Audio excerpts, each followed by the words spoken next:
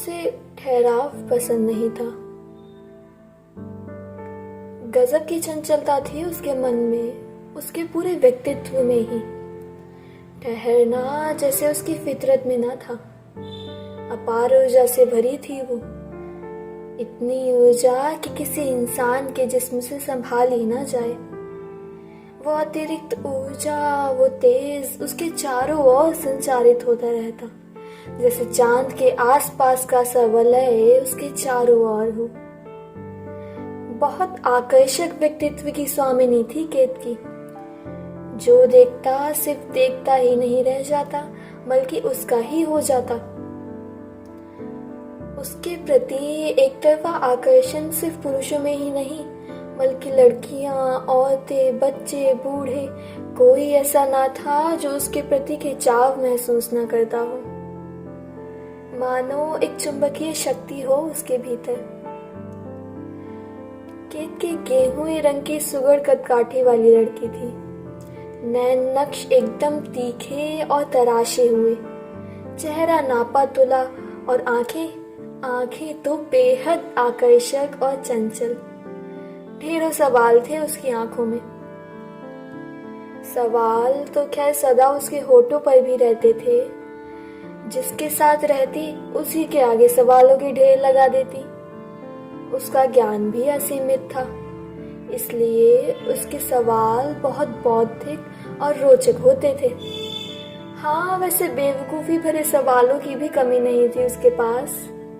मसलन वो अक्सर अपने पुरुष साथियों से पूछ बैठती कि जब वे जानते ही हैं कि केतकी उनकी हो नहीं सकती, तो क्यों उस पर अपना वक्त और पैसा बर्बाद करते हैं। अब ऐसे सवाल के बाद किसी कॉफी शॉप में बैठा वो आशिक न जाने कैसे बिल अदा कर पाता होगा उसकी कॉफी का, और हाँ, साथ में उस चॉकलेट आइसक्रीम का भी। मनमौजी सी लड़की थी वो। मैं तो केतकी को स्कूल के समय से जानता था। वो स्कूल में भी सबकी हीरो थी और मेरे बहुत करीब। वैसे क्लासमेट से लेकर teachers, lab assistant, bus driver और यहाँ तक कि चौकीदार भी सभी उसका नाम जपते थे। और वो भी कभी बस ड्राइवर के साथ ड्राइविंग सीखती, तो कभी लैब में केमिकल मिलाकर धमाका करती और लैब असिस्टेंट के साथ मिलकर खूब हंसती। एक बार मैंने देखा उसने एक बैग भर अपने नए पुराने कपड़े उस लैब असिस्टेंट को दे डाले, उसकी बहन के लिए।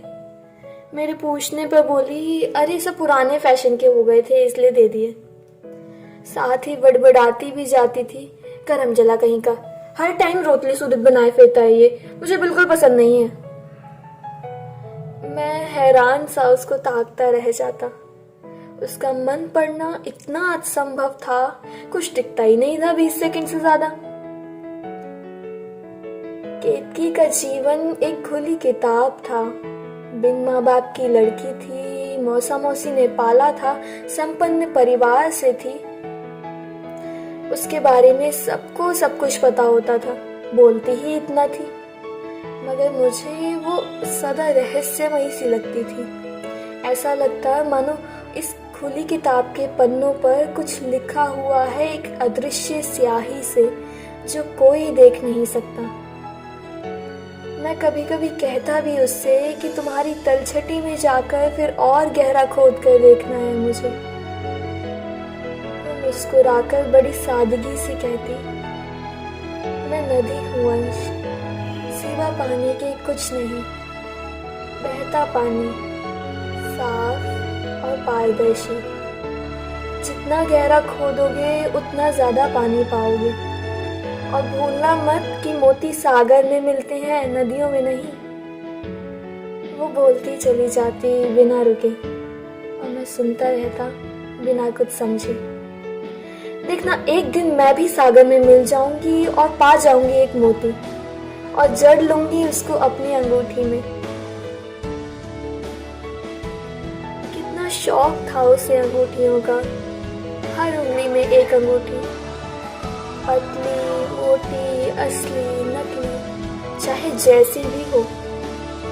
अंगूठा भी खाली नहीं था उसका, सच में नदी थी वो। पागल नदी।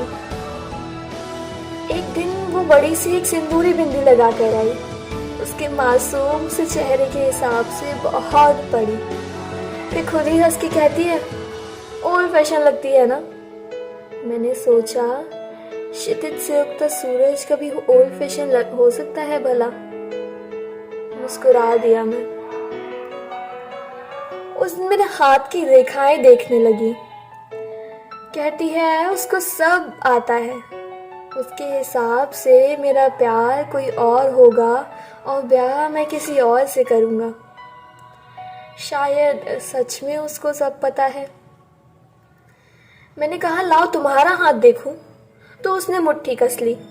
अरे नहीं अंश, मेरे हाथ में कोई लकीर नहीं है, सब बह गई पानी में।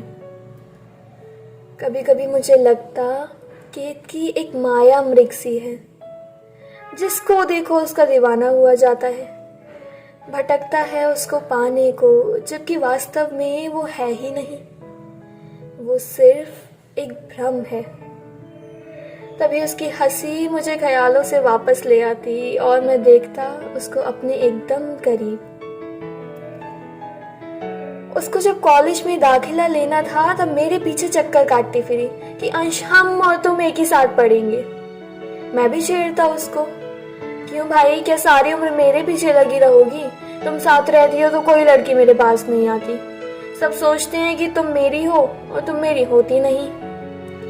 उस रोज उसने बड़ी संजीदगी से कहा था, अंश मैं तुम्हारी ही हूँ, बस खुद को समझ सकूं तुम्हारे काबिल तो तुम्हें सुपुर्द कर दूं स्वयं को।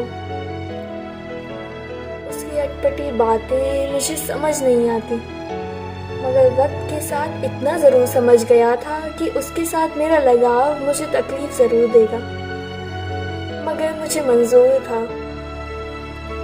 हम कॉलेज साथ जाते, वहाँ ढेरों लड़के उसके आगे पीछे मंडराते और वो किसी से नोट्स बनवाती, किसी को बाइक में पेट्रोल भरवाने भेजती और सबसे कहती तुम्हारी नेकी मुझ पर उधार।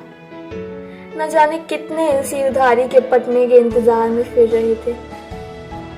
मैं उसको समझाता भी कि ये क्या तरीका है, क्यों खिलवाड़ करती है सबके दिल के साथ और शायद अपने भी दिल के साथ।